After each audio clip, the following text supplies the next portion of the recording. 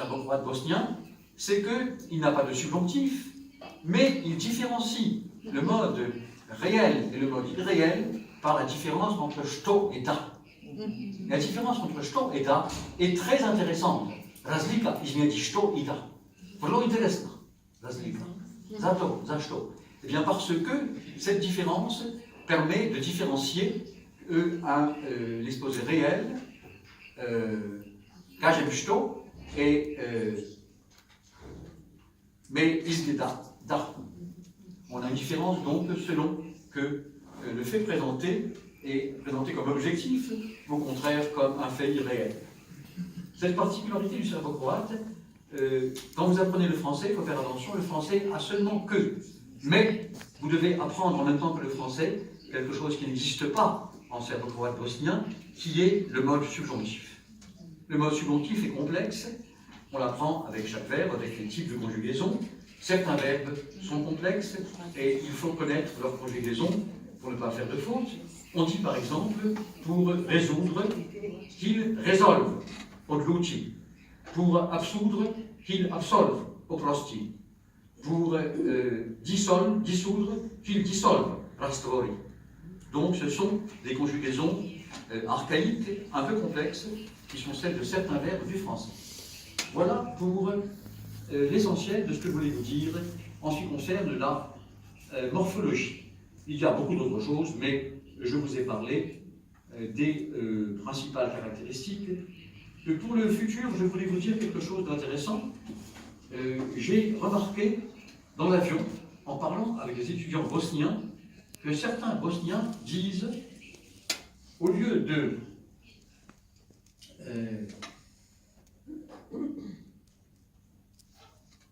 alors, qu'est-ce que j'ai entendu?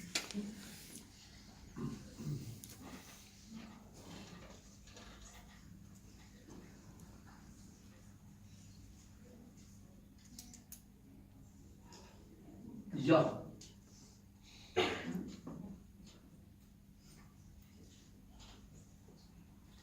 Ću vidjeti, ils disent ja ću da vidim. Ja ću da vidim. Ću da vidim. Donc, c'est une particularité bosnienne? Non, serbe. Non? Serbe. Très intéressant. Pourquoi? Parce que si on dit ću vidjeti, c'est une forme synthétique. On construit le futur avec le verbe vouloir, comme en anglais, comme en allemand, comme dans beaucoup de langues. Si on dit ću da vidim, à ce moment-là, on fait une analyse morphologique et le ću devient non pas un simple auxiliaire, mais il redevient le verbe vouloir. Donc pour moi, pour un linguiste, c'est une particularité très intéressante. Et je dirais même isključitelni, c'est exceptionnel. Est-ce que c'est pour les générations d'aujourd'hui en Serbie, mais aussi en Bosnie, je pense, non? Oui. On l'utilise également. Ću da vidim. Oui. On l'utilise également. Bon, voilà pour le futur. Je passe maintenant à la syntaxe, si vous permettez. Les problèmes de la syntaxe. J'ai parlé du što et da. Je voudrais parler maintenant d'un problème très intéressant que le linguiste appelle montée du passif. Pardon. Montée du possessif. Montée du possessif.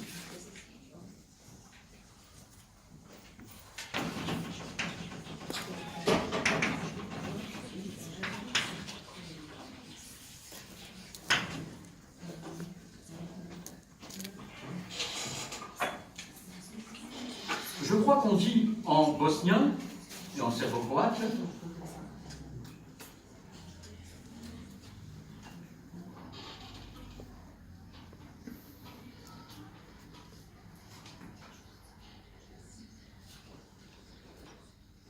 časomíša treba da mi popravi sad.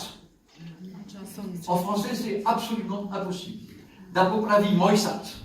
En français, on ne peut pas avoir une montée. Si on dit treba da mi popravi sad, si on dit une tournure, traduction littérale, en français, ce serait je veux que l'horloger me répare la montre. En français, c'est considéré comme tout à fait subnormatif. C'est impossible. C'est une tournure négotourniroji. Pardon? En quelle langue? En japonais?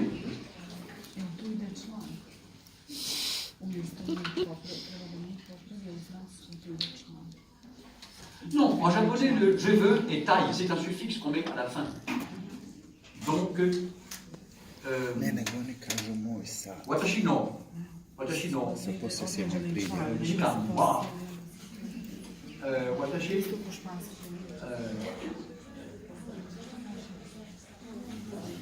yoi tai, je veux qu'on répare ma montre. On met un suffixe tai qui veut dire pouvoir. Oui, mais Ce n'est pas le même problème. Oui, mais il prend la phrase comme ça. Je veux que me fasse quelque chose. C'est pas... C'est en japonais comme ça. Nihongo, anata no aneha no nihon desu? Anata no gengo desu ka? Anata no gengo desu ka? Hai. Votre langue est le japonais? Non. Non, aussi.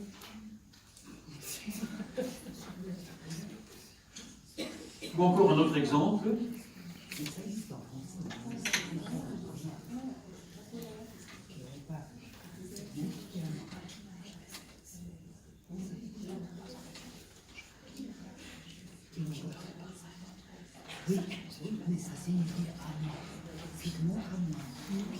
Cette tournure que j'appelle montée du possessif est une tournure qui existe en français, mais qui existe dans les registres non littéraires, et également dans les registres méridionaux. Je me suis tombé la veste, où on entend dans le sud de la France, je me suis cassé la voiture. Je me suis cassé la voiture. En français, ça ne peut pas se dire, pour une raison très simple, c'est que le français, dans la possession, oppose la possession aliénable, la possession inaliénable. Mon père, ma mère, mon frère, ma tête, mes mains, mes pieds sont des possessions inaliénables. Autrement dit, en français, comme dans toutes les langues du monde, les parties du corps et les noms de la parenté sont des possessions inaliénables, parce que votre frère ne peut pas être autre chose que votre frère. Votre tête est sur vos épaules et pas sur les épaules de quelqu'un d'autre. Votre main est votre main, ce n'est pas la main de quelqu'un d'autre. Donc les possessions sont inaliénables.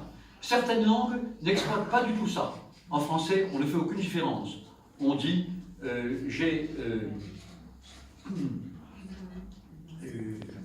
enfin, on ne fait pas de différence sauf dans un cas.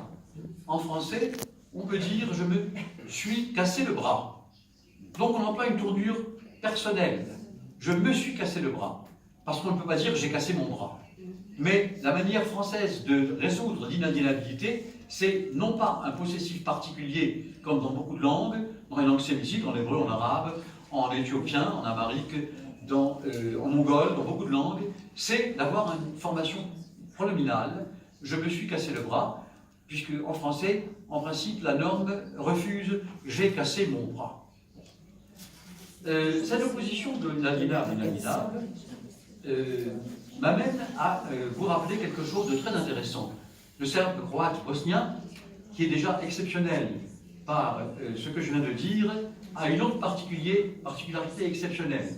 À ma connaissance, ni le russe, ni le polonais, ni le tchèque, ni le slovaque, ni le slovène, pas le slovène, j'en suis sûr, ni l'ukrainien, ni le russe blanc, ne possèdent des possessifs très particuliers du serbo-croate. C'est-à-dire que certaines langues accordent le possessif avec le possesseur. D'autres, c'est le cas de l'anglais. She met his friend. She killed her husband. Tandis que le français accorde en principe le possessif avec l'objet possédé. Il a lu son livre, il a rencontré sa spécialiste, etc. Le serbo-croate possède niego, niegova, niegovo, niho, niho, niho. Et ça, c'est exceptionnel. Pourquoi? Parce que niegov, nieni, niegov, nieni sont des possessifs qui s'accordent à la fois avec le possédé et avec le possesseur. Je ne connais pas beaucoup de langues qui ont cette particularité. Donc quand vous apprenez le français, oubliez ça parce que nous sommes très pauvres, malheureusement, excusez le français, nous n'avons pas du tout ça. C'est une bogactwo, ce bogactwo języka. Nous n'avons pas cette richesse. Voilà des caractéristiques donc de la morphologie française à propos du possessif.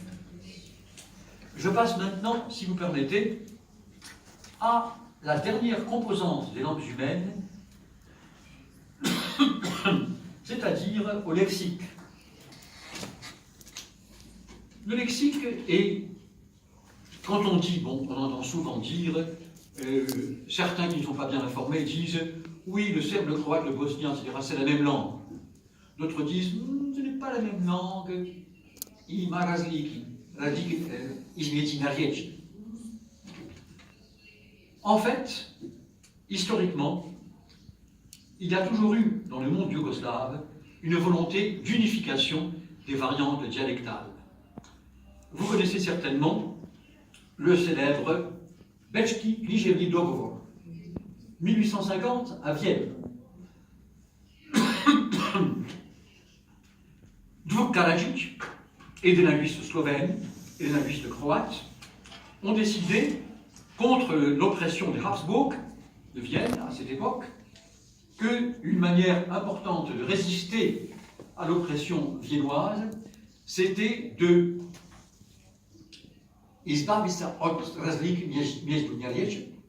et essayer de unifier les différences entre ces langues. Néanmoins, le problème n'est pas simple. Pourquoi? Parce qu'il existe des différences que l'on ne peut pas complètement supprimer. Les linguistes croates luttaient au milieu du XIXe siècle pour que des mots croates soient employés à la place des mots serbes. Par exemple, ils ne voulaient pas historia, ils voulaient povijest, les Croates. Ils ne voulaient pas géographia, ils voulaient zemljopis. Zemljopis, description de la langue. Géographia veut dire description de la langue aussi, mais en grec, pas en langue slave. Les linguistes croates étaient donc nationalistes sur le plan linguistique. Ils voulaient aussi, évidemment, non pas ponedelnik et utornik, mais ils voulaient, comme vous savez, Siechan et Veljača. Si vous allez à Zagreb, vous entendez Siechan, Veljača, janvier et février, donc il y a des différences lexicales importantes, mais la différence n'est pas suffisante pour dire qu'on a affaire à de langues distinctes. Alors c'est ici que je place ce que je vous ai raconté. Il y a quelques années, j'étais invité à Zagreb par un grand linguiste croate, que vous connaissez peut-être, qui s'appelle Vladimir Ćosić. Très bon linguiste. Comme souvent les Croates, un peu nationaliste. Enfin bon, pas de polémique.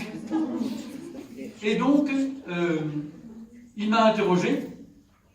Je lui ai dit que, d'après ma connaissance, la communication, le seul critère important pour dire que la langue est la même, c'est la communication.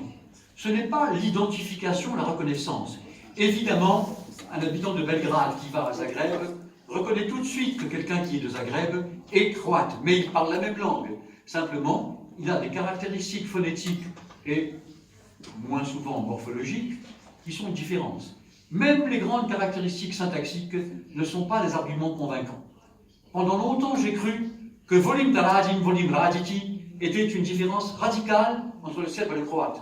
Aujourd'hui, je pense que ce n'est pas vrai.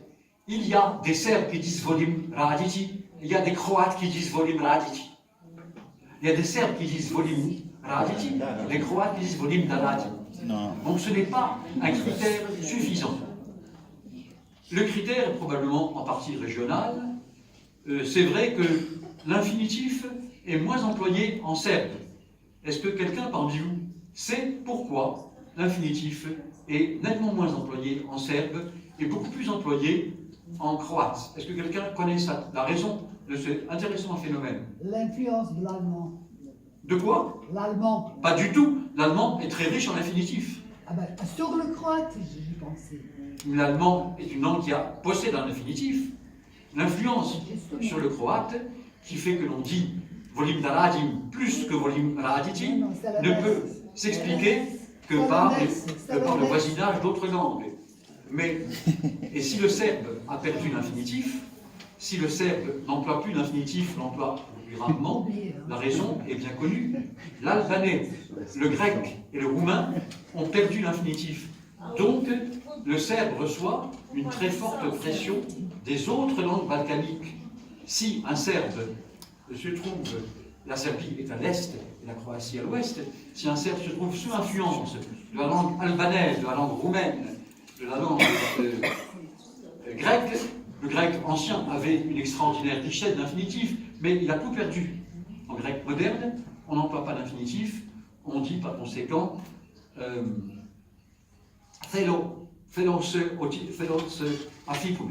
je veux que je vienne, et non pas je veux venir.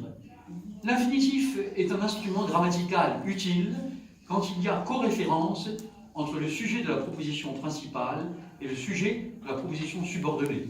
Si je peux éviter « je veux que je vienne », c'est parce que j'ai à ma disposition un instrument morphologique et l'infinitif. Les langues qui n'ont pas d'instrument morphologique n'ont pas d'autre possibilité que de dire « je veux que je vienne », parce qu'il n'y a pas d'infinitif « venir ». C'est le cas de l'arabe, le cas de l'hébreu, le cas de toutes les langues sémitiques, ces langues n'ont pas d'infinitif. Le serbe, selon les parties de la Serbie, ou bien n'emploie jamais l'infinitif, ou l'emploie de façon beaucoup plus rare. Mais j'ai remarqué que volim raditi n'est pas une particularité exclusivement serbe, que volim da radim, je veux dire, n'est pas exclusivement serbe, mais j'ai entendu les Croates dire si, ce sont les Serbes qui sont incapables de dire volim raditi, ils disent volim da radim parce qu'ils ont un défaut que nous appelons dakanje, c'est-à-dire l'utilisation systématique de da. Je ne suis pas sûr de ça, mais c'est un phénomène intéressant. Simplement, je voulais vous signaler ce phénomène comme différenciation. Alors maintenant, j'en viens à mon entretien avec le linguiste de Zagreb il y a quelques années. Je lui ai exposé les idées que je viens de vous donner en lui disant que, pour moi, le critère principal, c'est la communication, les différences dialectales et les différences d'identification lexicale existent, mais n'empêchent pas la communication. Elles permettent simplement l'identification. Et il a écouté ce que j'ai dit, mais il a donné comme titre à l'entretien ce que je vous ai dit, que je n'avais pas dit. Il a écrit ça. Et je lui ai dit, mais je n'ai pas dit ça. Maintenant, professeur Rachel, vous avez dit ça. Il dit, non, je n'ai pas dit ça. C'est une petite diatribe entre linguistes. Et cet article avec ce titre-là a été publié dans Hrvatsko Slovo en 1998. Bien, je viens maintenant pour finir au problème principal que je voulais traiter du côté de la difficulté du lexique.